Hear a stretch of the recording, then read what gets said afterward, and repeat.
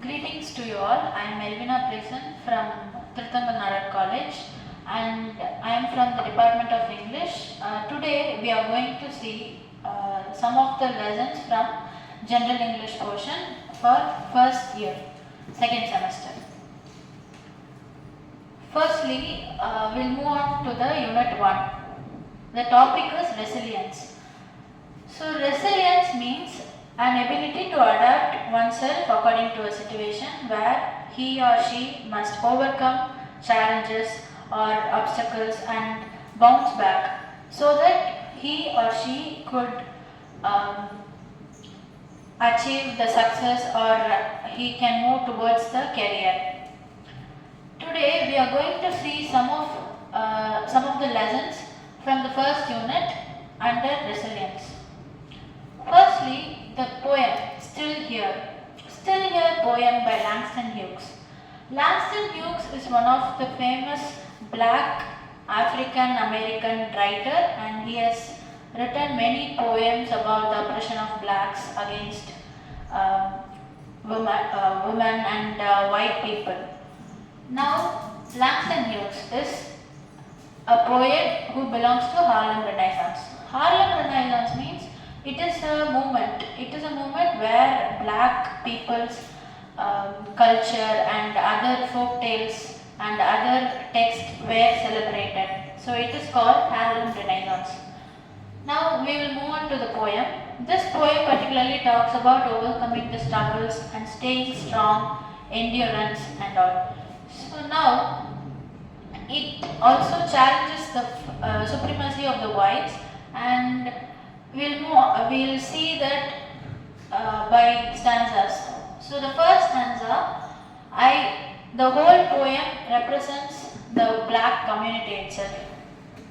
It actually talks about one person, that is I, but it represents whole community, whole black community. So the poem starts like this: scarred and battered. Scars means injuries. So scarred and battered means he is being abused, and scarred means he is being physically abused and he is being beaten up. Now his hope, particularly the black community's hope is scattered because of the wind, that is the whites. The whites made their hope scattered, the hope for freedom. So now he has used snow and sun as symbolism.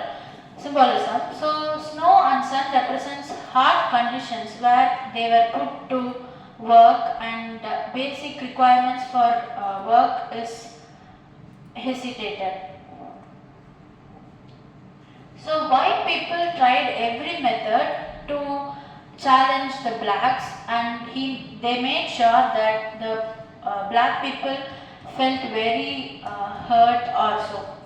So now the word, particularly the phrase snow has frizzed me, sun has baked me. This phrase plays a major role in the whole poem because snow has frizzed me. The snow and sun can be the metaphor or a comparison which represents the whites, and frizz me means the condition where black people were made to froze in the snow in hard conditions and unbearable situations, and baked me, and it also represents the harsh condition where they were put to work under unbearable sun and hot situation. Now they made all the effort to make them work hard, and their basic requirements were not met for the black people. So now they overcome it. So now white people think that we have to make them stop laughing, stop loving and stop living. So this is the final thing that they want to make sure of them, that black people won't do these things. Now all these things have completed and they couldn't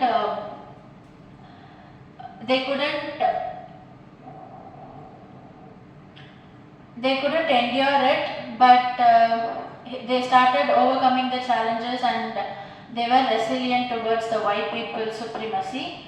Now they didn't care and they are still there. Okay, so they are sustaining by overcoming the challenges. So the theme of this poem is resilience and endurance in the face of adversities. Adversities means challenges and hardships they face in their life. So resilience, already I mentioned that it is overcoming and bouncing back from challenges or hindrances. Endurance is that every hardship is for something good. It made me to teach a lesson. So that is called endurance. So main theme of this particular poem is resilience and endurance, and it depicts the isolation and oppression which was experienced in the early 20th century. So the poet purposely makes some of the mistakes in the poem with poor grammar and spelling mistakes, but he has purposely made it. Firstly, in the first line, I have been scarred and battered. I mean, there must be have in it, I have been scarred and battered, but instead of that, he has used I been. Nextly, snow has frizzed me. So frizz frizz means froze, but here he has mentioned frizz, so that is a mistake. And in this line, M. Instead of them, he has mentioned M. So it is one of the mistakes. And stop laughing, loving and living. In each word, G is missing. So these are the mistakes that he has intentionally made to challenge the supremacy of the white people. Next, we are moving into the next story, that is Rip Van Winkle by Washington Irving.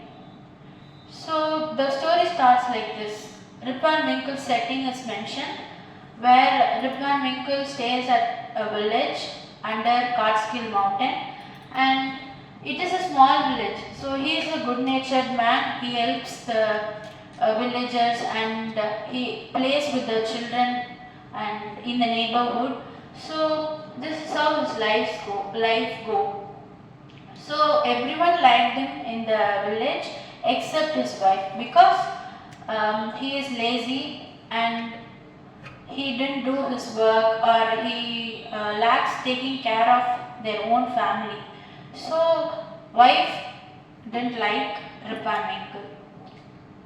Here his major work or occupation is farming, but he didn't take care of his farmland also. That's the reason why wife does not like Rip Van Winkle. So Rip's companion is dog. His dog named Wolf. Okay, so here, so Rip one day goes to the nearby forest, where he goes to the forest with his dog, which was named as Wolf. So he goes there and he searches for an animal to hunt, but he wants to rest under a tree. So after when he was resting, a strange looking man comes. Here his appearance is mentioned. He is a strange looking short old man with thick hair. He carries barrel in his shoulders. So when he was coming, he asked help to Rip, because he couldn't carry the barrel, and he makes signs because his language cannot be understood by Rip. So he makes sign to help carry him the barrel, and Rip also goes there, carries the barrel, and both of them goes to a hollow place near a tree, where same strange looking people are there in the hollow cave like place. So there they reach the place. He sees short men, same like that person who came with the barrel. They are playing nine pins and there's something like party. So Rip also took part in the party, and in the party they also shared the barrel with everyone. It contained something like alcohol. So one of the men emptied the barrel and passed everyone the drink, and Rip also drank the drink. So after Rip drank the drink, he fell asleep. He fell into a deep sleep. And when Rip wakes up, he thinks that he slept for a night. But he will soon realize that he slept for 20 years. So when he wakes up, he says like this: "Surely I have not slept here all night." Rip thinks like this because even a night will be a trouble for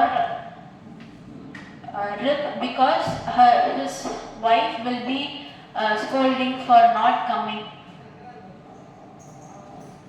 So after he woke up, he looks at the wolf and gun, because it were the accompaniment when he came to the forest. So when he comes there, when he wakes up, he sees around and he sees the gun, but in that place there is not a gun, because there is something very similar to gun but very rusty. So he thinks and he gets up from the place and he moves to the village. When he nears the village, he sees people and he sees that they didn't know anything about him. But before, Rip was very recognizable in the village and he was able to recognize everyone in the village and the villagers. But here, it is a total opposite. So he didn't know any of them who were standing and staring at Rip Van Winkle. When everyone were talking about Rip, because he looked strange and he had long beard, long white beard, so everyone were showing signs about his beard because he had long, white, thick beard. So he then thinks why everyone are touching their chin and all. So he also touches his chin. Then only he realizes that he has very long beard and very white beard.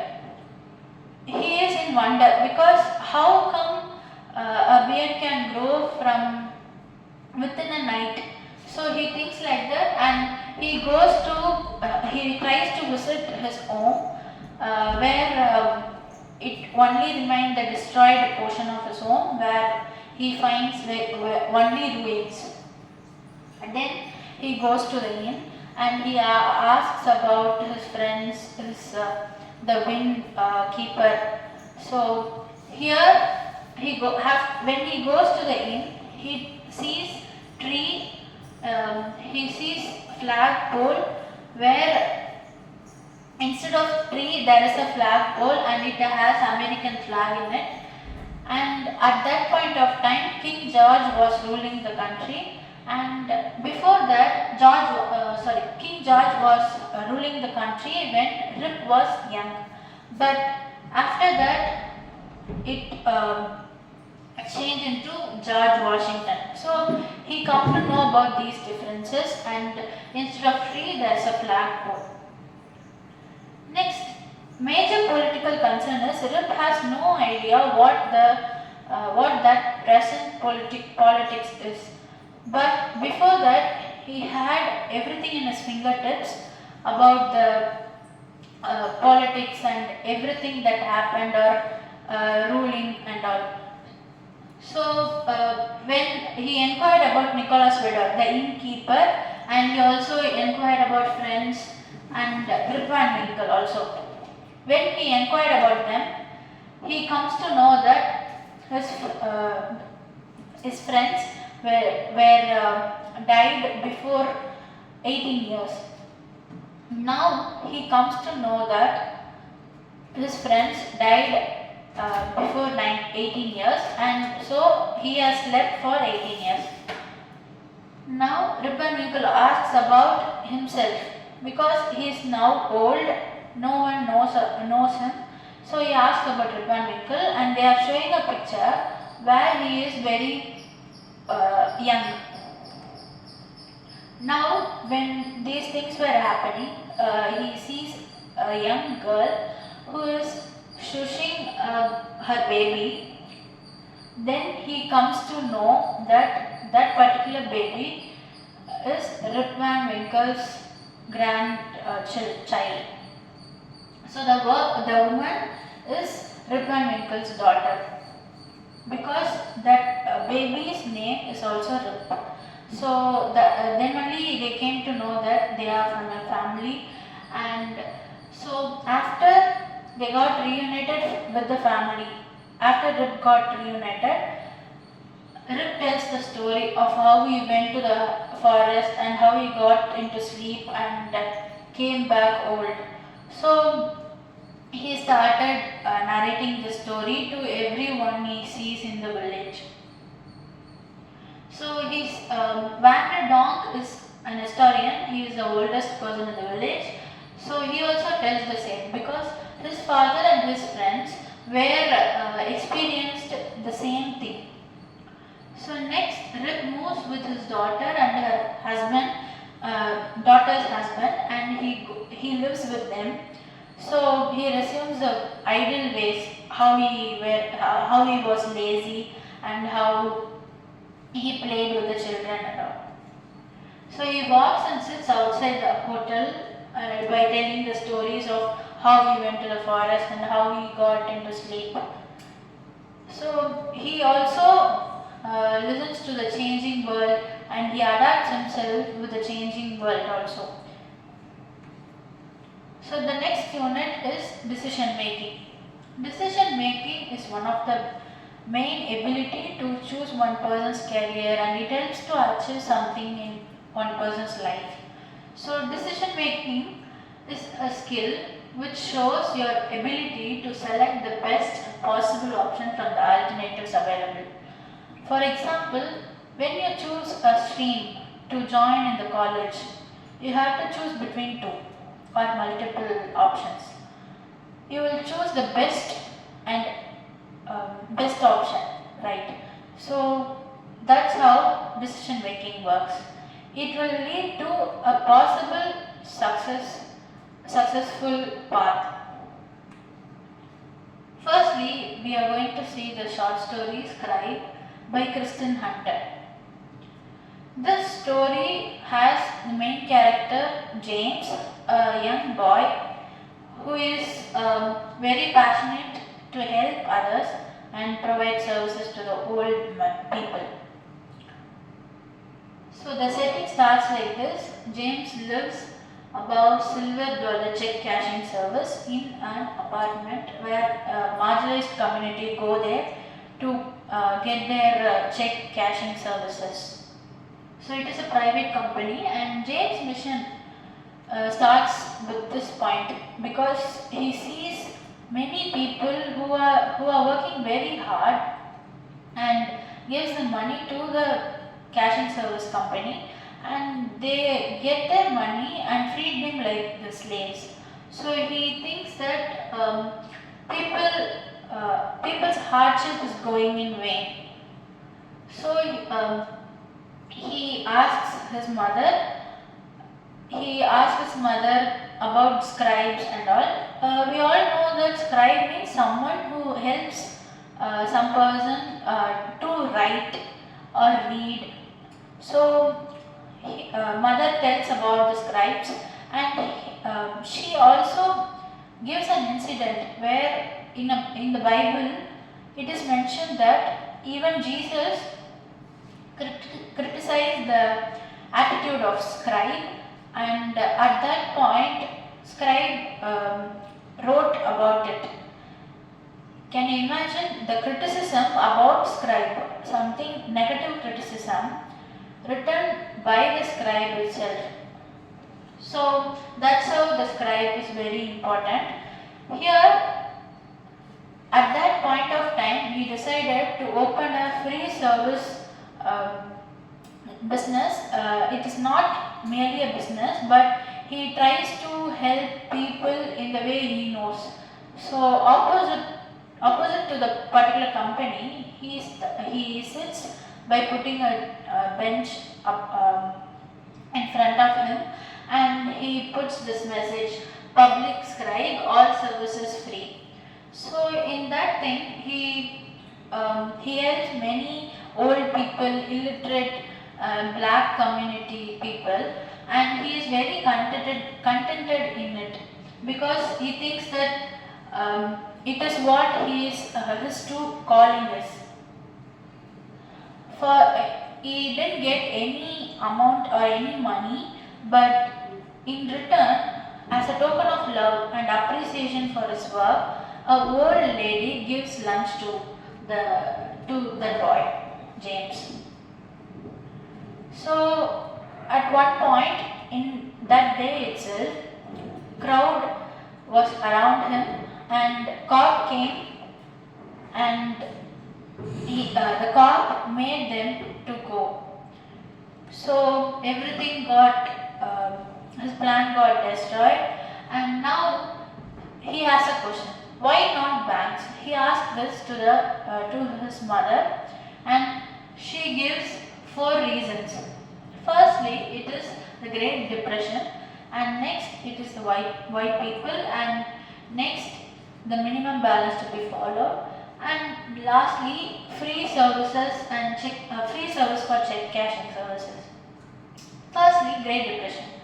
Great Depression is a very major moment in Americans' life, because at that point everyone was economically deprived, and particularly the blacks were facing various adversities, because at that point many were facing financial constraints, and they couldn't pay the EMI back, so they couldn't go to the bank also. Banks were closed, so that's why when the Great Depression or any type of economical constraint happened, their money would be in vain, and that's why they don't go to the bank for particularly black community. Nextly, for white people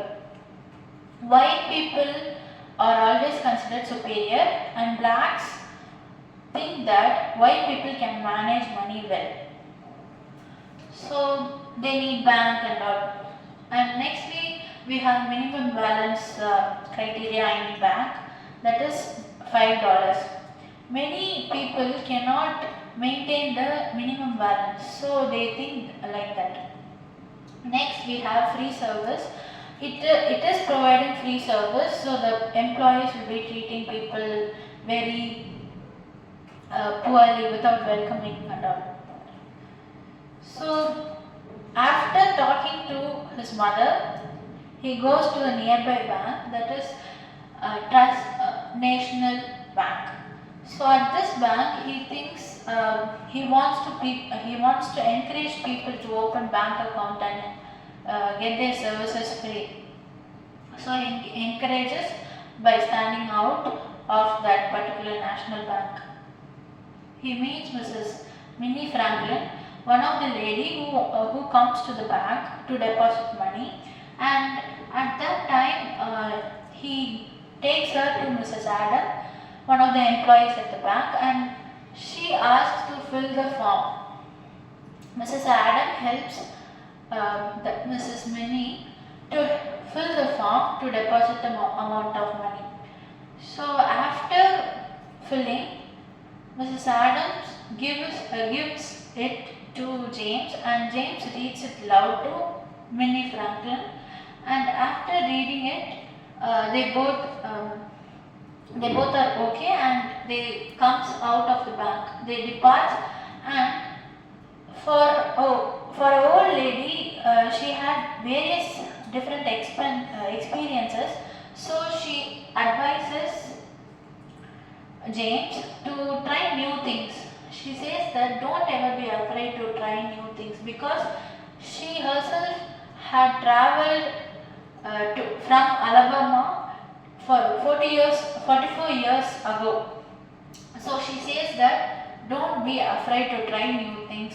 As a young girl, I traveled from Alabama. Now I am old, but my experiences speak. So she encourages James to try new things.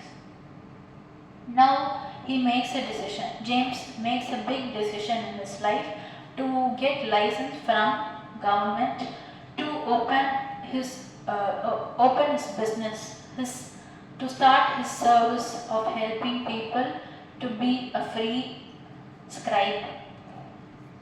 Now we are moving into the next lesson, that is The Lady or the Tiger by Frank Stockton.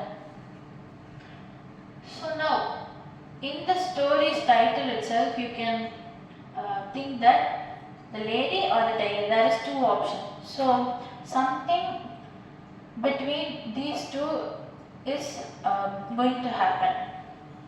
So the short story sets like this, like a barbaric king rules a place and he brings new decisions and he brings new rules and regulations, but those are all not up to the mark. So the primary setting in this particular short story is King's Arena. Arena is, can you see this image? Arena is like a stadium. Now we have stadium, but at that point they only had arena where events and any execution or any punishments were given at that place.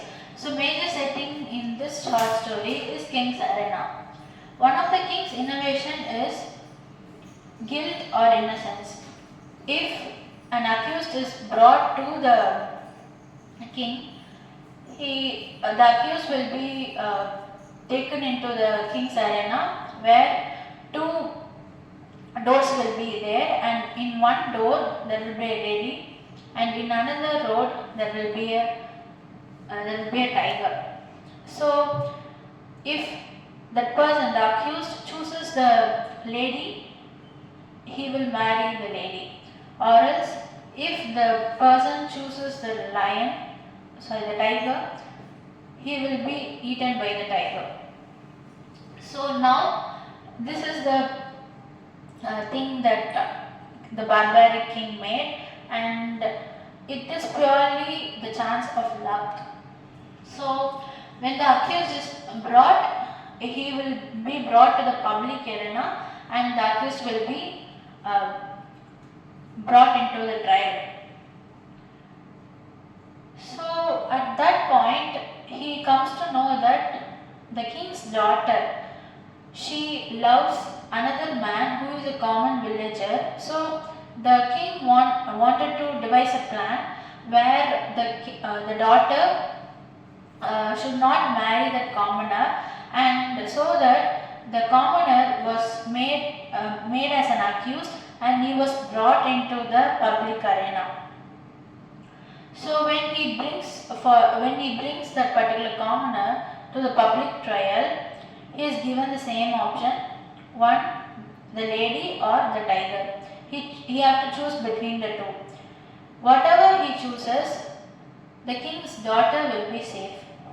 So now king's daughter has a major love on that particular commoner, so that she came to know about what is in that particular door or in another door. So when after the commoner, the villager or the lover has come to the public arena for the trial, he have to choose between two. When he sees the daughter, the princess, she has to show signs through her eyes. But instead, the short story ends there because the writer wants to leave it to us. The decision is ours, the readers. So that's how he ends the story. He does that open-endedly. The next poem is Snake. It is by D.H. Lawrence. The poem Snake has themes of guilt, regret, and it is a reflective poem where poet himself is a speaker. So it also talks about the conflict between human and animals. Now we'll move on to the summary. The poet encounters a snake drinking water from a poet's trough, which is situated in his garden, and he is fascinated. Initially, he is very fascinated about the snake, the appearance of the snake, and how it drinks water from the trough, and how it sips with its two forked tongue. And the poet, though he felt he was fascinated, he then thinks that he decides to throw a log of wood on the snake, because he thinks that it is an act of coward to leave a snake go. So he decides to take a log and hit the snake, and though he had dilemma, but he decides to finally throw the log on the snake. After doing this act, the snake goes into a hole, and after that the poet feels very guilty for his actions, and he wishes that he could have not done it, and he could have apologized the snake. So the poet realizes that he has treated the snake poorly. Before that, he would have thought that snake is a guest to him, because it was very royal and it was very majestic and all. So he is very regretting his decision, and the poet uses a symbol, an allusion, albatross. Albatross is a bird which usually seen in the ocean, where it is considered as a good omen. And we have few literary devices. Firstly, we have imagery. Imagery is a description. It will describe and give you an image of how it looked. So the poet has given us the image of the snake, its color, and what is the weather at that point and all. So it has given us the imagery. Next, symbolism. The snake symbolizes nature and the stick symbolizes human intervention. Where snake came there without any disturbance, it drinks water from the trough, but human intervention, stick, that log, log was thrown on the snake. So it is a symbol of human intervention. Now we have taken allusion also. A possible allusion from Bible is Adam and Eve, because temptation, snake symbolizes the temptation and serpent from the Bible. So that's one allusion, and we have another allusion where it is mentioning about albatross. There is a poem titled Rime of an Ancient Mariner, where albatross is considered as a good omen because it guides the lost mariner in the ocean. So when the mariner, particularly in that particular poem, ancient mariner who killed its albatross, he was given a punishment to carry the dead albatross everywhere he goes and whenever he roams in the ship. So that's an allusion. And this poem has the tone of reflective and regret, because this poem reflects the particular poet's reflection of how he was and how he regretted his decision. So the mood is conflict because he is stuck between the societal judgments and sense of awe, because he thinks that if he didn't hit the snake, he'll be a coward. So the next unit is problem solving, and we will be seeing problem solving skill in inspirational tales. So basically problem solving is something to do with resilience, and also it has connection with decision making also. Firstly, the short story How I Taught My Grandmother to Read, which is by Sudhamurthy. Sudhamurthy narrates her particular childhood, which is at the age of 12, and she narrates this story because she taught her illiterate grandmother to read. Her grandmother's name is Krishtaka, and Sudhamurthy is her granddaughter. So this particular story has the theme of education, love and perseverance. So here the weekly routine for her granddaughter, that is Sudhamurthy, is to read Kashi Yatra, the series of story that comes in a particular magazine. And when one time Krishtaka goes to a nearby village and stays there for a week, Krishtaka is very much hurt because she couldn't read the next part of the story. So that's how she wanted to read, and she makes the decision to read. And Sudha, when she went out of station, when she came back from there, she makes the decision to teach Krishtaka. And they made a deadline, that is before Dasara, they will start reading. The Krishtaka will start reading, and she will get a good appreciation from her grandchildren.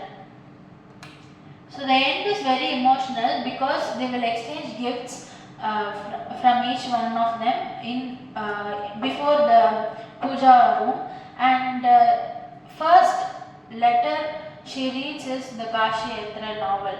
So that's how the story ends. The major theme is power of education and importance of learning, that age is just a number. So it also reflects the familial bond and the love between the two, and it also talks about the perseverance and determination. So here the problem is Krishtaka is illiterate. The solution is to read. So age is not a matter. There they learn and they start reading. So that's how the problem is solved.